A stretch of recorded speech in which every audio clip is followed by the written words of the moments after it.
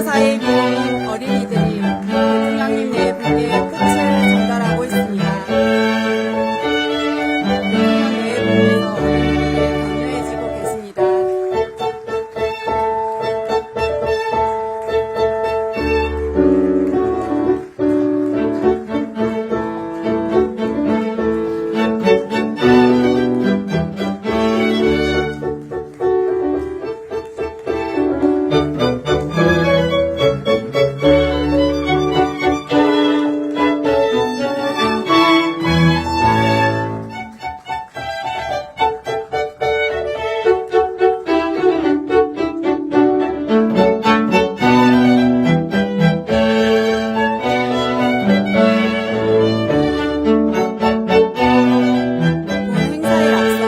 국민의례가 있겠습니다. 국민의례는 애국가 반주에 맞춰 국기에 대한 경례를 하겠습니다. 모두 단상에 위치한 국기를 향해 서주시기 바랍니다. 국기에 대하여 경례.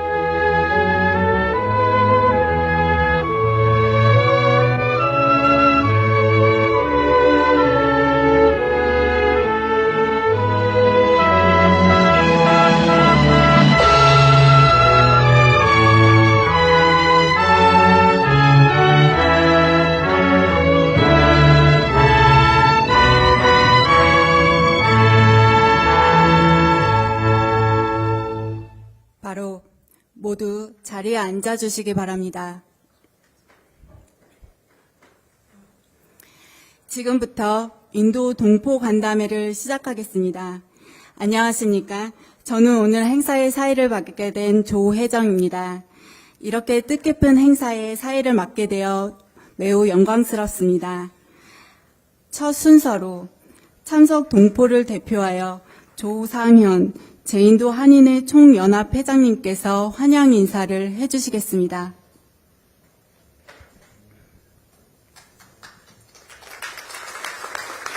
대통령님 그리고 교민 여러분 안녕하십니까? 제인도 한인회 총연합 회장 조상현입니다.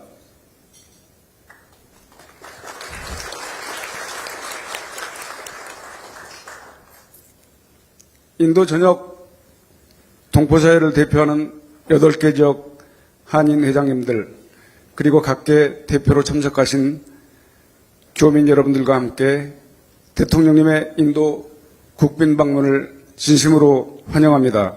여러분 뜨거운 박수로 우리 이재명 대통령님 네 분을 환영해 주시기 바랍니다.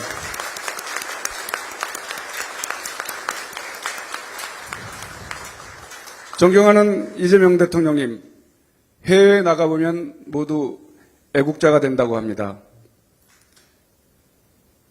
인도 한인사회를 비롯한 대다수 재국민들은 2024년 12월 3일 밤 계엄으로 촉발된 조국 대한민국의 위기 상황을 접하고 단 하루도 편히 잠든 날이 없었습니다. 그뿐만 아니라 그 분노와 부끄러움에 팔아른 재국민의 몫이었습니다. 절대 다수의 국민 편에서 슬기롭게 내단을 극복하고 특히 해외에서도 더 이상 창피한 대통령이 아닌 자랑스러운 대통령이 되셔서 우리 인도를 방문해 주신 대통령 참으로 영광스럽고 자랑스럽고 감사하게 생각합니다. 존경하는 대통령님, 대통령님의 업무 스타일을 고려할 때 인도에 대해서 상당 부분 파악하고 오셨을 것으로 짐작되기 때문에 일반적인 소개나 수치 중심의 설명을 생략하고 인도 현재 한류와 관련된 현장 분위기를 중심으로 간략하게 환영사에 보탤까 합니다.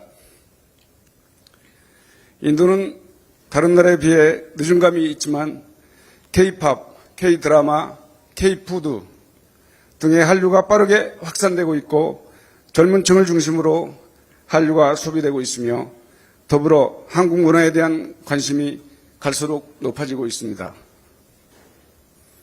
많은 사람들이 한류를 체험하기 위해 현지 한국 식당을 찾고 한국 여행을 가고 싶어 합니다. 한류가 자리 잡기 쉽지 않은 완고하고 보수적인 인도의 분위기가 빠르게 변하고 있다고 볼 수 있겠습니다.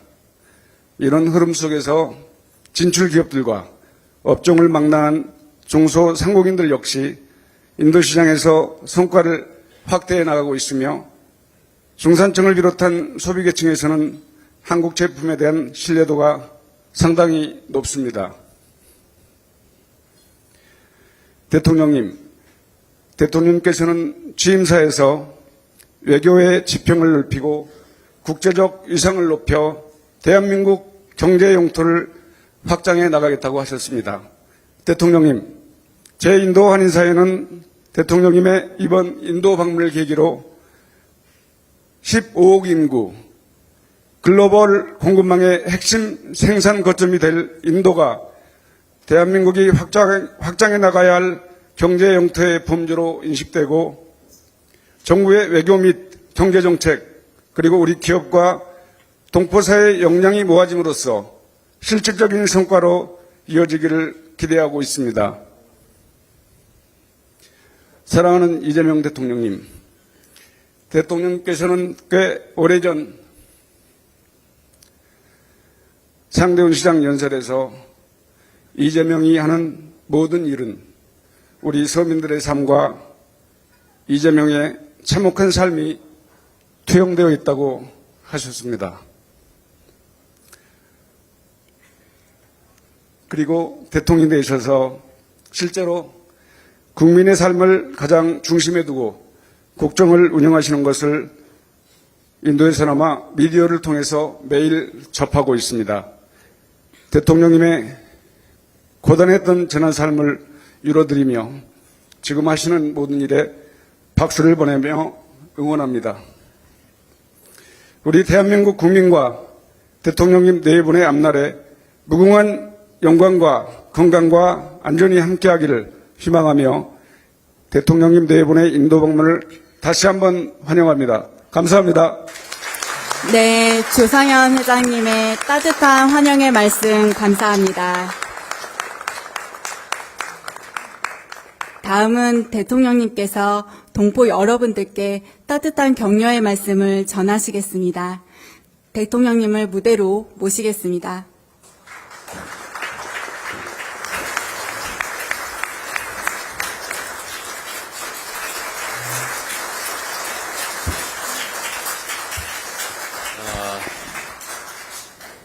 여러분 반갑습니다.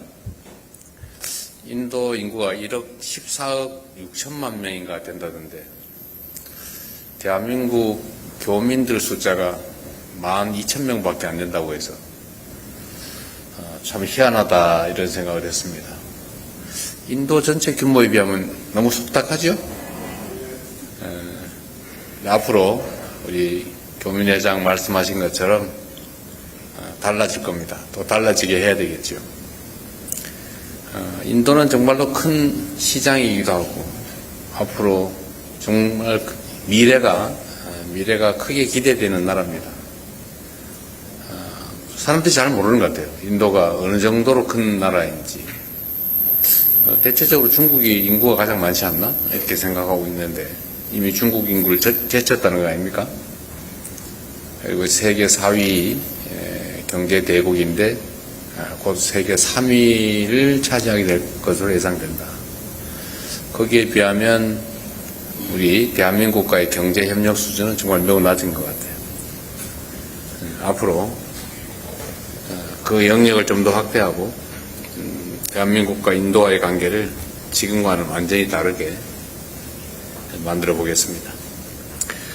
존경하는 인도 동포 여러분, 참으로 반갑습니다.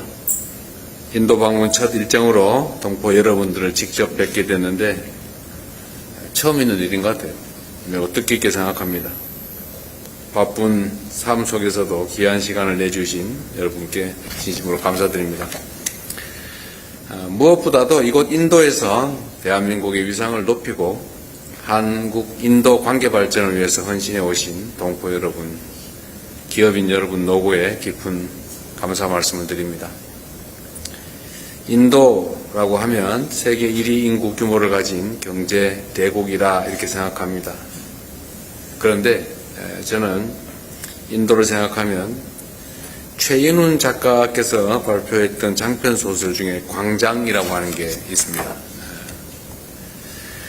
저도 그걸 읽어봤는데 그 소설에 한국전쟁 직후인 1950년대 내용이 나오죠.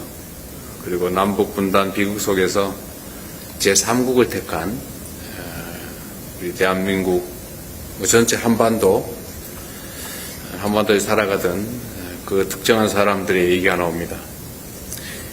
그리고 선박 이름이 또 타고르호였다고 해요. 실제로 이게 소설이 아니고 우리 대한민국 한반도에 사는 사람들이 마주했던 분단의 아픔을 반영한 참혹한 현실이었죠. 이게 지금 자료상으로 76명이 왔다고도 하고 88명이 왔다고도 하는데 진짜 몇 명인지 모르겠어요. 여러분도 혹시 아세요? 이 자료에 보면 88명이라고 그러고 저기 보면 76명이라고 그러고 정확하지가 않은 모양입니다. 그런데 여하튼 소위 전쟁포로들이 북한, 남한 둘 다 아니고 제3국을 선택해서 그 대표적인 제3국인 인도로 왔다고 합니다. 이 자리에 당시 인도에 정착해서 일본 인도의 동포사회 초창기를 이끌어 오셨던 분들 후손도 계시다고 하더라고요. 누구세요? 손 한번 들어보세요. 할아버지. 한 분 계시군요. 당시 인도 한인 1세대 여러분들이 얼마나 많은 고난과 희생을 치렀겠습니까? 식민지 지배와 분단, 전쟁과 군사 독재를 극복하고 이제는 경제 발전과 민주화를 동시에 이뤄낸 우리 대한민국에서 다시는 그런 참혹한 일이 발생하지 않도록 최선을 다하겠습니다. 아울러 새로운 희망을 찾아 국적도 없이 혈혈단신으로 기댈 곳 하나 없는 타지로 떠나서 그러나 그 속에서 다시 역경을 딛고 일어선 인도 한인 1세대 분들의 그 열정과 헌신에 존경의 마음을 표합니다. 한국전쟁 이후 인도에 정착한 한인 1세대는 어려움을 극복하고 성공적으로 정착한 건 물론이고 또 대한민국 국적을 취득해서 한민족의 정체성을 간직하면서 인도 동포사회의 기틀을 마련하는 데 큰 역할을 했다고 들었습니다. 이후에 1990년대 인도 정부의 본격적인 경제 개방 정책에 힘입어서 우리 기업들이 진출하면서 한인 사회가 빠르게 성장하고 또 오늘날 우리 회장님 같은 분들의 노력으로 탄탄한 공동체로 자리 잡았습니다. 최근에는 우리 한인회를 중심으로 어려움을 겪는 우리 동포들의 수술비를 모금해서 지원하는 등 서로를 돌보는 공동체 정신이 더욱 빛나고 있다고 들었습니다. 참으로 잘하고 계십니다. 이처럼 남북의 동포들이 함께 살아가는 인도 동포사회는 우리 한반도에서 우리가 만들어 가야 할 평화와 번영의 미래를 잘 보여준다고 생각됩니다. 한국과 인도는 1973년에 수교했습니다. 정치, 경제, 문화 등 다양한 분야에서 협력을 확대해왔고 2015년 특별 전략적 동반자 관계를 수립한 이후에 우리 양국 관계가 상당 정도 발전해오고 있습니다. 그러나 사실 말씀드렸던 것처럼 그렇게 크게 확장되지는 못했습니다. 제가 조금 전에 인도 외교장관하고 잠깐 얘기를 했는데 물론 내일 모디 총리와 또 대화하게 되겠지만 인도 당국 역시 대한민국과 인도 간의 협력 관계가 상당히 오랫동안 정체돼서 충분히 만족스럽지 못하다는 점에 대해서 공감했습니다.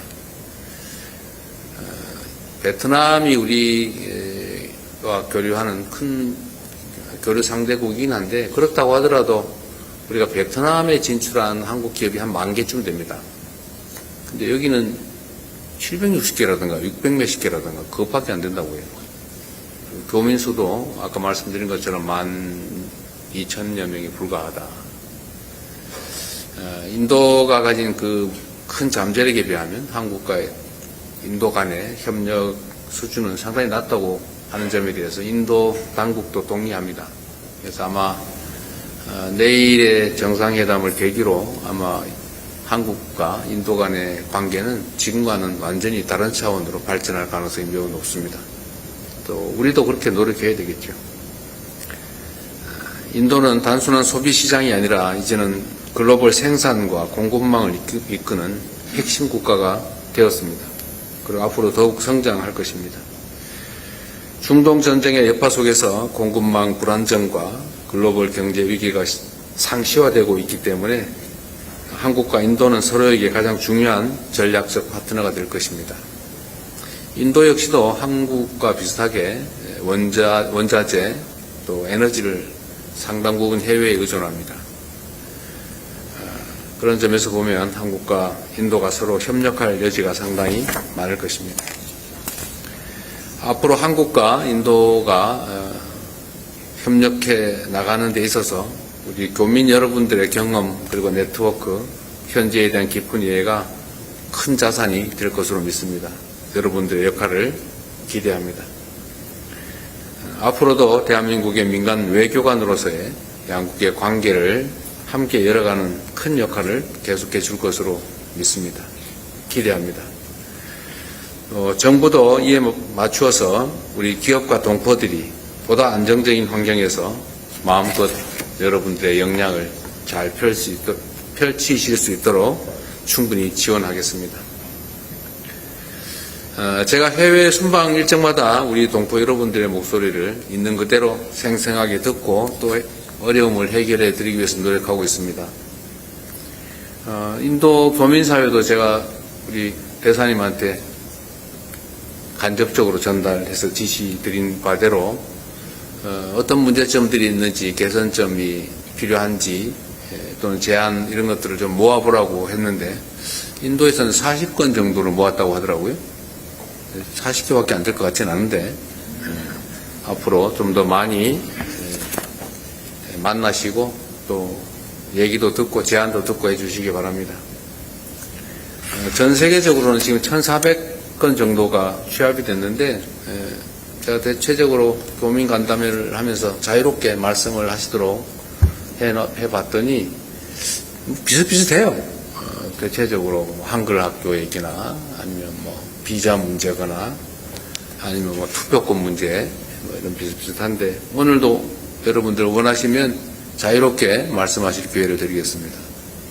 제가 헤드 테이블에 여러분들하고 그냥 한담 비슷한 이야기만 나누기에는 여러분들 아까우시죠?